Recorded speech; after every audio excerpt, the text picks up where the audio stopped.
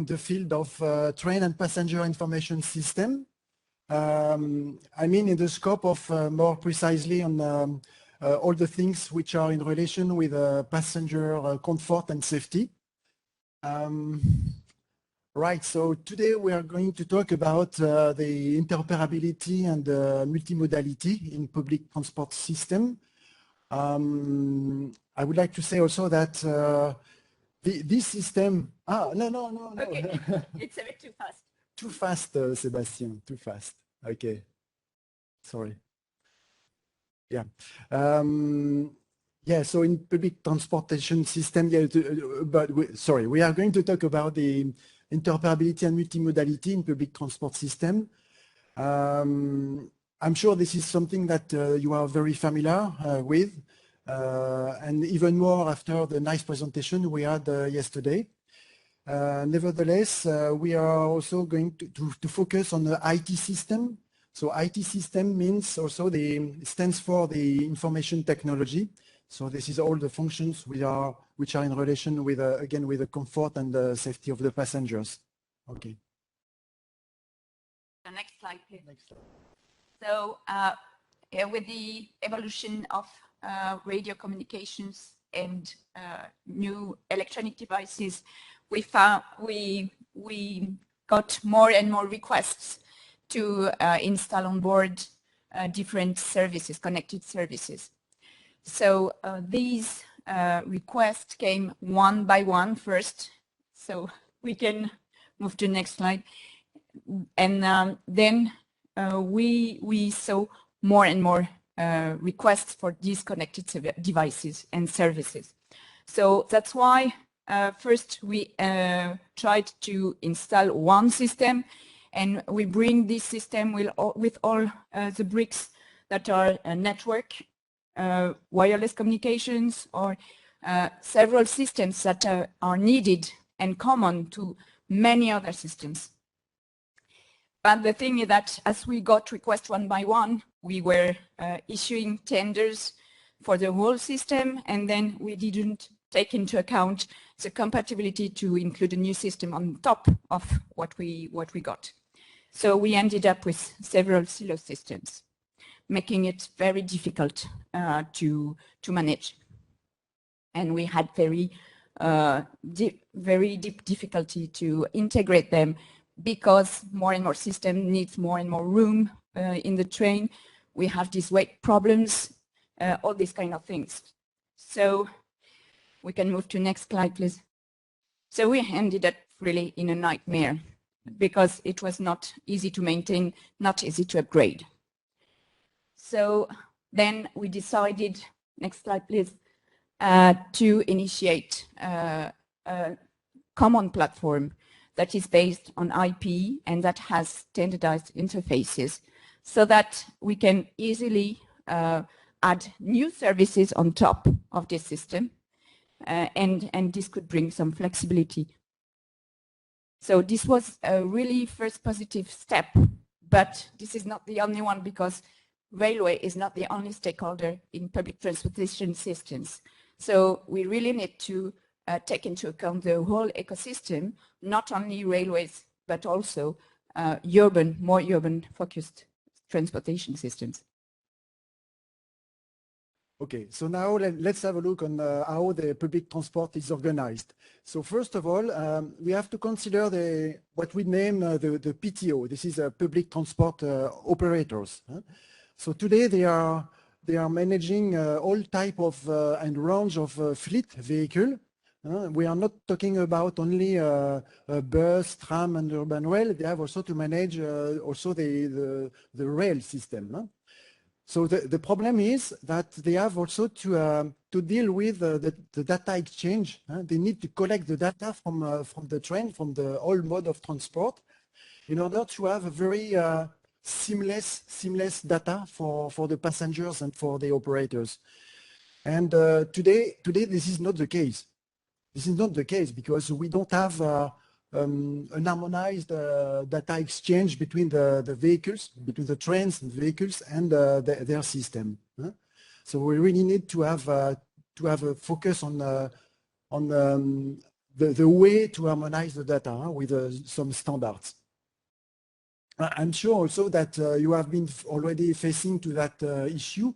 I mean, when you are traveling also from, you are in a bus and you want to change your connection because you have to go to another train.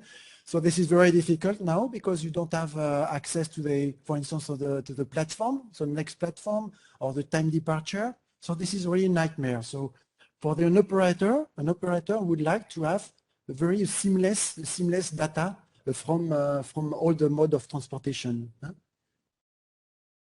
Next, please.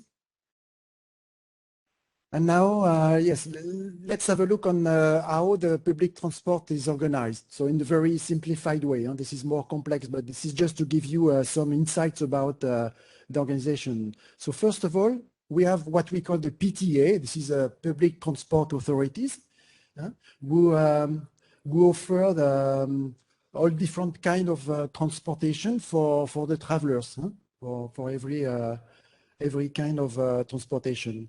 And so they manage also different operators because they have not only one operator for one region, they can have many operators. And from the operator sides, they have also, they are involved, we'll say, with other PTA, with other region. So you can see that this is rather complex. I mean, this is like a puzzle. We have different stakeholders in it. And this is also difficult to manage all the things. So by consequence, and following what Sylviane said just before, due to the, I mean, to the diversity of IT systems on board, to the different stakeholders and also to the different interface we can have with IT systems, when a PTA awards a new PTO for a new transit network. So he has to manage very complex interface with a new system. So this is also a nightmare for him, and because this is costly. First, he has to manage a different kind of interface, and if he cannot manage that, at least he can replace, and sometimes he do that. He replace all the equipment on board in order to have the full equipment on board. So you can see that makes no sense. That makes no sense because yeah, this is costly, and at the end of the day, everybody have to pay for that, even for the traveler. You can see that on the price of your ticket. So this is the reason why the PTA, so the authorities, require a full interoperable IT system on board. And for sure, we need to have a system which is based on the standard. So we need standard to do that. Okay. So now we have also we would like to take the opportunity also of some initiative coming from the public transport organization to move forward and to push also standardization. So the next slide, please. Okay. So here, this is just to summarize also what we said just before concerning the necessity to have an open platform, so which is based on the modular things and on which we can scalable also and upgrade the functions on it. And the idea also is to offer to the customer, to the operators and the authorities, a catalog, a service catalog to the customer in the spirit of plug and play. But to do that, we need also to have a full set of standards, which does not exist today. So the standards for interoperability, but the standards also for the interface. So basically, we have discovered some time ago an initiative from public transport organization, which is named IT4PT, which can help us also to push the standardization to step forward. Next slide, please. So when we first heard about IT4PT, we just we wanted to check what they were proposing. And we discovered that they were just facing the same issues. They were trying to tackle the same issues as we were. But they were more focused first on urban transport. So they define an architecture for interoperability, and it is also a large community of IT suppliers, vehicle manufacturers, and also authorities and organizations. So it is really a chance with all these people to reach a common agreement to an interoperable infrastructure on board. And not only they define these specifications, but they also deliver a label, IT4PT label, that you can make sure that you have a minimum set of interoperability when you want to evolve or change a given service on board. So this is really an inspiring success story. So next slide, please. So as said, they first focused on light urban rail and also bus. And discussing with them, we introduced the need for the inclusion of railway inside.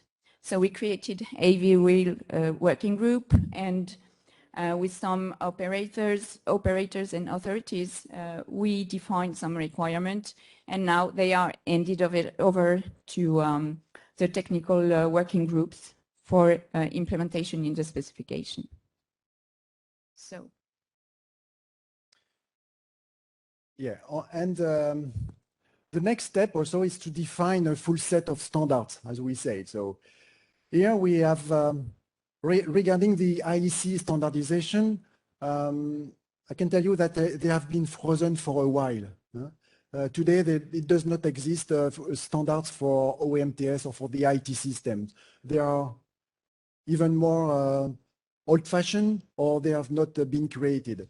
So we took the opportunity with Shift to Rail, and moreover with the Connecta 3 program to get to work in close cooperation with industry and also operators to analyze the IT4PT specification, which are the technical specification, and to cross-check and analyze also with what we have done on Connecta, on the NG-TCN. This is a new generation of train control network, and to find how we can give inputs to the standardization. So currently we have launched a work stream within Connecta 3, and we expect getting inputs for the standardization in the next upcoming years. So this is good. I think this is a good step to move forward and to have to give a kick to the standardization. Oops. Okay, next slide, I think. Yeah, next slide. Okay, so we have seen that, in fact, we show you that we have focused our work on the two first actions with the IT4PT, Heavy Rail, and also the Connecta 3 project. But this is not the only actions we have currently. We have also we are also working with the other bodies, international bodies, such as UIC, and especially with FRMCS, which will be the new communication system for the railway. So we have a link also with that work stream, and also with the other international bodies such as CN and Senelec, especially on the railway, but also on the public transport with the TC 278, on which we have strong collaboration also with them. And last but not least, we work also with UITP, which is International Public Transportation Association.